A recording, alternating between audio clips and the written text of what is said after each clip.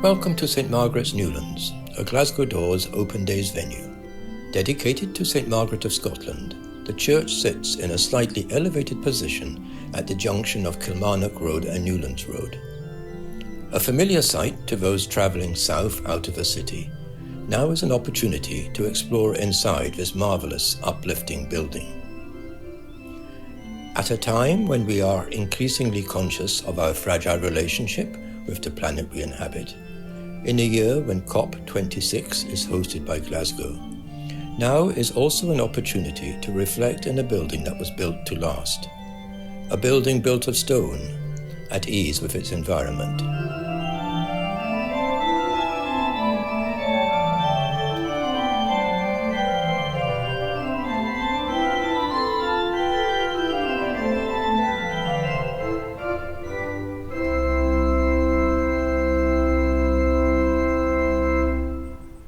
Before entering, let us remind ourselves of its exterior. In 1908, the land upon which St Margaret sits was donated to the Scottish Episcopal Church by Sir John Stirling Maxwell, owner of Pollock Estate, that most extensive of Glasgow's green lungs. St Margaret's was built in stages between 1918 and 1938. It was consecrated in 1928. It is built in the Romanesque style. In viewing the building, you will note classic characteristics of this style: harmonious proportions, thick solid walls, small windows, round arches, apses and a tower. The church's principal architect was Peter MacGregor Chalmers.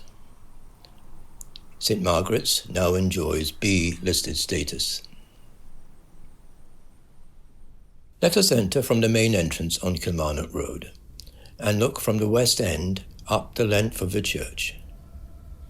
If you are able to actually visit, take your time, sit down and enjoy the space you are in. Features of the Romanesque style abound. Take in the harmony, the solidity, the arches, the small windows. Notice how the pillars, each one down the length of the nave and into the chancel, has differently carved capitals.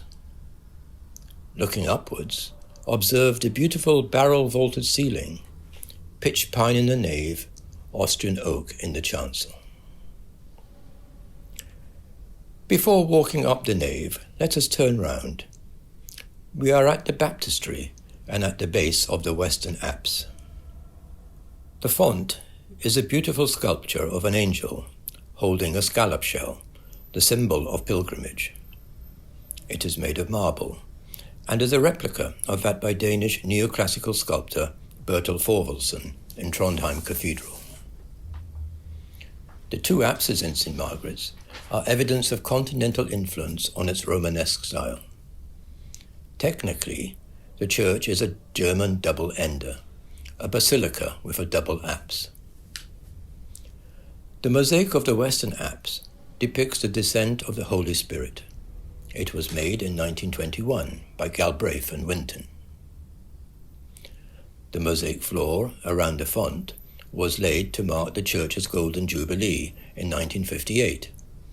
It is designed in the Celtic Romanesque style for children, with childhood representations including a Noah's Ark, a kaleidoscope and a whip and peary.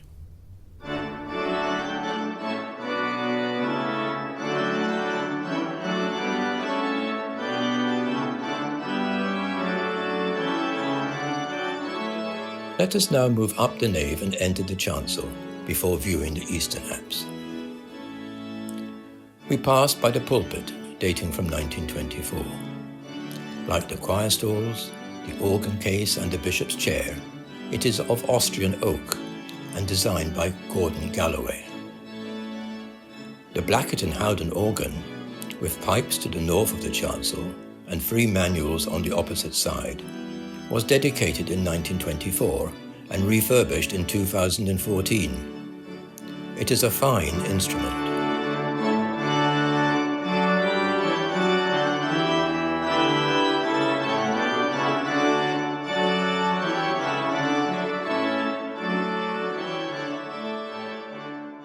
The altar, also in the Romanesque style, was designed by the church's principal architect, Peter MacGregor-Chalmers, and was dedicated in 1920 to those of the congregation who died in the 1914-18 war.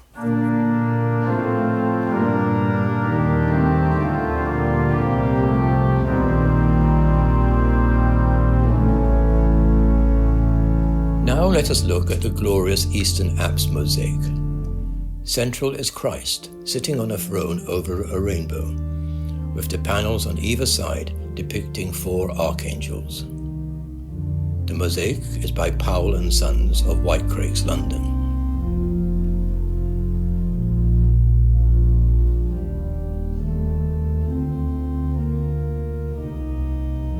Stepping into the Ladies' Chapel, the east window is just one of some 25 stained glass windows adorning all quarters of the church. Here, St. Margaret of Scotland is praying for the success of the Scottish armies. St. Margaret was born in Hungary in about 1045, the daughter of an English prince, Edward the Exile. The family sought the protection of King Malcolm III of Scotland, and Malcolm subsequently married Margaret in 1070. She is said to have been a civilizing influence on her husband, and involved in many charitable and other good works. She died in 1093, just 3 days after the death of King Malcolm and their eldest son, at the Battle of Alnwick, Northumberland. She was canonized in 1250.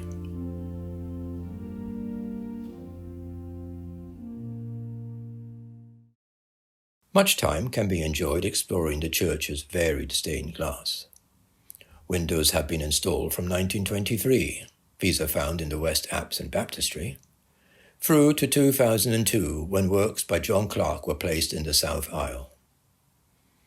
If unable to visit the church, details can be found online in the church handbook. Thank you for viewing this video.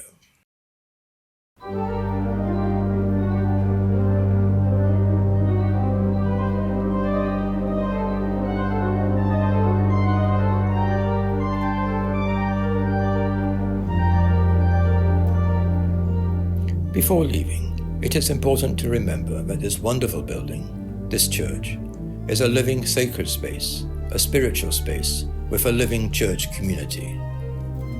This community strives to respect and maintain a balance with the fragile physical environment of our joint world.